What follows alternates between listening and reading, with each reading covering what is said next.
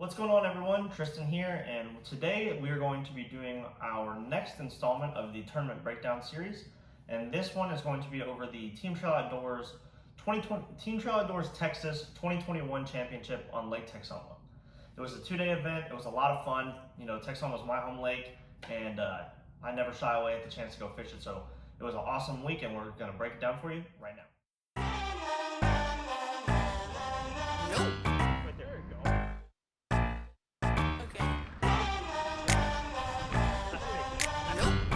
What? Why? I think I like it. All right, so Team Trail Outdoors Championship in 2021 was, of course, like I said, on Lake Texoma, and you know, we normally do pretty well in Texoma. It's one of our home lakes. We fish it all the time. I love to smallmouth fish. I love finesse fishing, and there's big smallies in it, so it kind of mixes well with me. And Ian likes to power fish and fish rock, and there's a ton of that in Lake Texoma. So it really works out well for both of us. We can normally do pretty well there together. So we were excited whenever we saw that the championship was going to be there. Normally for the TTO events, you only get one official practice day, and it's the day immediately prior to the tournament. But because this one was the championship, and it was a 2-day event, they gave us 3 official practice days. So the Wednesday, Thursday, and Friday before the Saturday and Sunday of the tournament. So the first day, probably day and a half of practice, we ran a bunch of history, ran a bunch of our favorite spots, and did what we always normally do that time of year. The tournament was in June, so it was, you know, it was summer, but it wasn't like super far into the summer yet. It wasn't extremely hot yet, and the water was still in the 70s and low 80s. And so we did what we always like to do on Texoma. You know, just kind of went around on main lake points and channel swing banks and threw a drop shot, threw a Ned rig, threw a swim bait, and threw some crankbaits and jerk baits, targeting the smallmouth is how we normally fish there. And we just were not really on them. I mean, we caught a few, but we really didn't catch them as good as we normally do. And so, you know, we kind of knew after about a day and a half of doing that and not producing the way that it should be, that we were going to have to make a change for the tournament, and that something was going on. So midway through practice, we kind of, you know, scratched that, and we went and started targeting largemouth, which generally are a little bit harder to catch on the lake. There's not as many of them, and the lake's so big it can be hard to find good habitat for them. So we started running some marinas, and we started catching some largemouth and some spotted bass in the marinas, and then finally, you know, we ran a few bridges as well and caught a few. And so, you know, finally, towards the end of practice, we found a key marina that had some pretty decent rock points at the mouth of it that was producing a good amount of bites. None of them were really that big or anything, but we didn't really have anything else to go off of. So we just figured that we would try to target largemouth in the marinas and on the points, and that's kind of the pattern that we ran in the tournament. So if you've seen the video, which if you haven't seen, videos, if you haven't seen the TTO Texas Championship videos, there's a day 1 video and a day 2 video. If you haven't seen those, go back and watch those before you watch this, so you can kind of see the footage before I break it down. But we had a good tournament. You know, I think we finished in 49th place out of about 100 teams, so 100 or 110 teams. So, you know, it wasn't the finish we wanted to have in the championship, especially on one of our best lakes, but if you watch the video, you'll see we miss a couple key fish. The weights were really tight, and yeah, we got 49th place, but we estimated that between the 3 or 4 fish that we lost over the course of the 2 days, that we jumped off 8 to 10 pounds, which would have probably put us somewhere between 10th and 15th place in the top 10 or top 15. So it was a little disappointing to know that we had the bites to do really well and that we let them get away, but at the same time, it was also encouraging to know that we were around the right fish to do really well in the tournament. So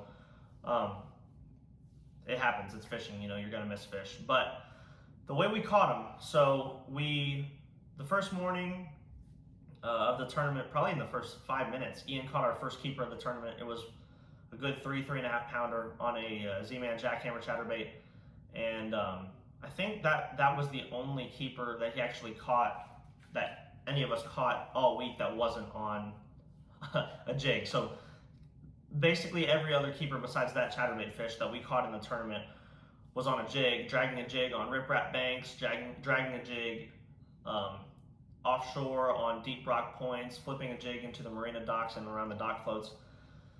It was the jig, that was the deal. And so really, it was pretty simple. There was one other bait too that we did catch, that I caught a few on. I did catch a few offshore on a wobble head, but those ones weren't keepers. They were all shorts, so it didn't really do too much. But I still have it here to break down as well. So basically, the jig setup that I was using, Ian's was slightly different, but my jig that I was using was the Ike's mini flip jig in a 3/8 ounce. I don't actually know what this color's called. It's like a green pumpkin orange, maybe like a bluegill or like a sun craw or something. And then it's 3/8 ounce size. And then the trailer that I was using, and this was something that we found out was key. I kept mixing it up between two trailers. I was using the Strike King Rage twin tail menace grub and just the standard Strike King Rage craw. But the key to the trailers, it wasn't necessarily the style. They were eating both equally as good. It was the color. If you can see, both of those trailers are in the color Summer Craw. So they got like one side that's like a nice green pumpkin, and then one side that's kind of like a chartreuse pepper. And it seemed like no matter what plastic we were using, what kind of presentation we were using, and no matter what area of the lake we were on, that Summer Craw, that little hint of chartreuse pepper in that bait made all the difference, because there was a few times in practice and a few times during the tournament where I switched to running a green pumpkin purple and gold trailer instead of a Summer Craw, and I just was not getting bit on it unless I dipped it in chartreuse, like dipped the pinchers in a little bit of chartreuse dye. So we, for the most part, ran the Summer Craw trailers because I think what happened was it was a little bit cloudy for part of the tournament, and then also there was a good amount of wind, and there's a lot of smallmouth and spotted bass in the lake, and you know they like to be able to see what they're eating. They're very sight orientated. All bass are, but especially smallmouth and spots. And so I think with that wind and a little bit of cloud cover, it kind of broke up how well they could see, and so that added chartreuse kind of helped them see the bait a little bit better. But yeah, that was it. That was the setup. Just a jig with one of these two trailers, a Rage Twin Tail Menace Grub from Strike King or the Rage Craw from Strike King. The other bait that I caught a few fish on was this bait right here. It's just a rugby head jig, a ball head jig, wobble head jig, whatever y'all want to call it. It's just got a free swinging ball style head, football style head on a either a 4 or 5/0 Texas rig EWG hook, and I was just throwing a Summer Craw Strike King Rage bug on there. And I did catch 2 or 3 fish on this. And then, like I said, Ian caught that one on the chatterbait. But that was the baits that we used all week to catch them. As far as what we were looking for and what we were targeting, like I said, just up shallow in the marinas on the lake. Any marina that you could find, if you could find like a riprap bank or a rock point inside the marina that's fairly shallow, we would catch them off of that early. And then once the sun got up and it started to get a little bit hotter, that marina bite, that shallow marina bite would kind of go away. And we would run probably about a 35-40 minute run up the lake to the other side. And we found this other marina that had some real deep water along the banks, and it was all rock banks. And out at the mouth of the cove that it was in, there was probably 3 or 4 really sharp breaking rock points. And so we were just dragging anywhere from 10 to 20, 22 feet throughout the course of the day, 10 feet deep to about 20 or 22 feet deep, just dragging those baits kind of in that depth zone along those rock points, those sharp rock points. And that was what caught all of our fish. And then of course we did have one fish that was blind that we sight fished off of a rock in about 2 or 3 feet of water, but that was just kind of a crazy thing that happened. That wasn't really a pattern, but that was the pattern, dragging those key baits on those rock points in 10 to 22 feet of water, and flipping the marina docks and fishing the shallow marina rocky banks and points early in the morning with those baits and a chatterbait. So that was really all we did. It was fairly simple, you know. It's typical early summer pattern.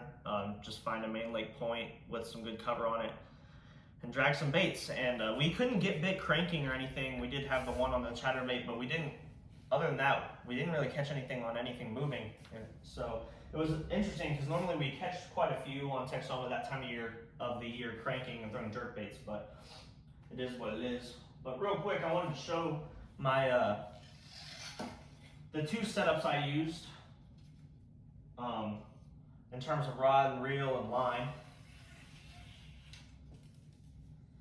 And And so these are the two setups that I personally used.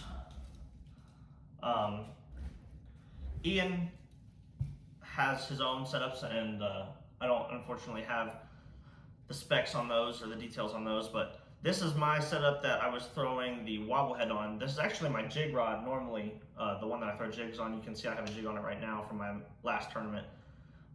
It's a 7.6 extra heavy fast action rod from Denali. It's their AC 765F. It's part of their Attack series.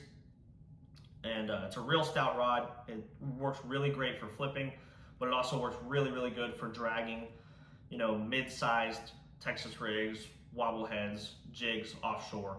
And so I actually was throwing the wobble head on this because it's rated for a little heavier baits than my other stick. And that wobble head that I was throwing was a 1/2 ounce instead of a 3/8 ounce. So I put that on this rod just because it's a little bit beefier. I had a little bit more hook setting power and it handled the weight of that bait a little bit better. The reel for this one is the Ardent Summit Hawk. It's in the 8:4:1 gear ratio. It's a super awesome reel, and the high speed gear ratio really helps picking up slack line whenever one of those fish out deeper kind of grabs your bait and starts swimming off with it. You can catch up to them in a hurry and set the hook. So super awesome rod and reel combo, super smooth, casts well, handles the bait and the fish well. The line I was using is Seagar 20-pound Invisex fluorocarbon, 100% fluorocarbon. I always use fluorocarbon when I'm talking about, you know, fishing, jigs, shaky heads, wobble heads, Texas rigs, especially in more open water scenarios like we were fishing. Always, always, always fluorocarbon. Gives you the added sensitivity to feel the bites, and it's very abrasion resistant, really strong. So that's the first setup I was using. I was throwing this bait on it, the wobble head with the rage bug. And then for the jig, I was throwing this rod. This is the one I normally throw lighter Texas rigs on, but it works really well open water jig fishing as well. So this is the Denali Rods Covert Wind series. It's the worm and jig rod, the 7.2 medium heavy fast, or their KW 723 WJ. So it's just a 7.2 fast action worm and jig rod, medium heavy from Denali Covert series. And then once again, I have that same Ardent Summit Hawk 8.4:1 bait cast reel on there. It's really the only reel that I use for these kind of techniques. It's just an insanely good reel for fishing bottom baits and when any type of scenario that you need to pick up line fast and really control and feel your bait. This is the reel to go with. Holds a lot of line and super smooth, and it casts a mile. The line I was using on this one is Seagar Invisex 17-pound, 100% fluorocarbon, just because this is kind of like my lighter flipping setup, and so I like to kind of downsize the line.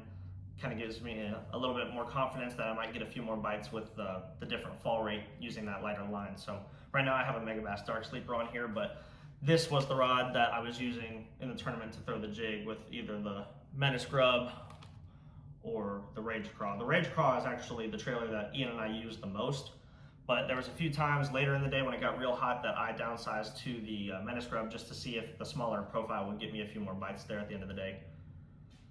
But yeah, that's it. That was what we were doing. Ian, I believe his jig rod is a 7'4" medium heavy fast. So basically the main takeaway, depending on your height and what your preference is, anything between a 7'2" and a 7'6" medium heavy fast rod is the way to go when fishing these deeper rock points offshore with these kind of lighter baits. You know, we weren't fishing anything super heavy like a Carolina rig or a big jig that weighs like an ounce or an ounce and a half, so you don't need a super big rod and reel for it. So, you know, these baits that are between 3/16 and 3/4 ounces, you can get away with throwing 17 to 20 pound fluorocarbon, 7'2" to 7'6" medium heavy fast action rod, and 8:4:1 gear ratio reel. You know, a 7.0 or a 7.3 or 7.5:1 would work as well. It's just I like that little bit faster reel speed in the Ardent Summit Hawk, just to make sure that I have, you know, plenty of reel speed to catch up to the fish down there in that deep water. But really anything above a 7.0:1 would work really well. So yeah, that's it. That's how we caught them in the TTO Texas Championship last year. Super fun tournament. Like I said, we did miss a few key fish that just got off that would have probably placed us in the top 10 or 15, but that's fishing. We still finished inside the top 50. You can never complain when you got a top 50 finish against a group that good. So yeah, we're excited for this year on Bass Champs, and thank you all for watching. Please like and subscribe, share with a friend, and we'll see you on the next one. Thanks.